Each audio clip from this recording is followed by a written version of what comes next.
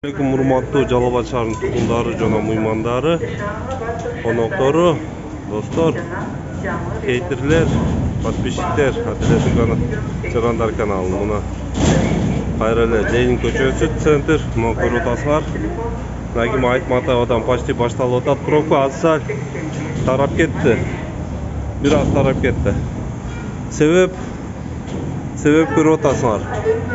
Ойду кетти мына 1, 2, 3, почти 3 катар парковка. Тиги жагы тарайып, машиналар ушул жерге келип, өтө албай калып атат. Көрүп атасыңар, болсо бул 1, 2, 3, 4 полосалык жолда. Мына 2 полосы ойду кетти парковка болуп, жүргүнчүлөргө мешает болуп атат да. Мындай препятствие создавать кылып калып атат. Мына болсо өзү пробка болбой турган жер бул жерчи.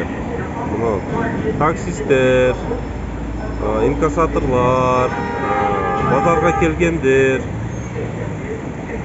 баш аламан кылып коюп койду. Мына могул жерде көрүп атасыңар, бир эле полоса таксисттер туруп алып, стоянкага киребиз деген таксисттер 3 полоса жолду ээлеп алган.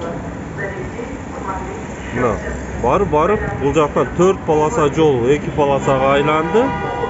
2 полосага айлангандан кийин бул жакка келип 1 полоса болуп атат.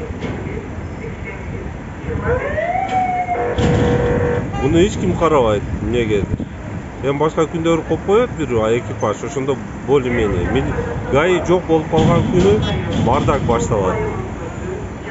Биз эмне өзүбүздө аң сезимибиз барбы жокпу, мындай бирөө мындай малды айдагандай кайтарып туруш керекпи, сен мындайда, сен мындай бас, сен мындай кыл депчи. Өзүбүз билбейли, мына башкаларга биз ыңгайсыздык жаратып атабыз деген ой жокпу ушул шопурлардачы. Карасаңар, мына көк жана туруп алды, Nexia, жашыл Matiz турат.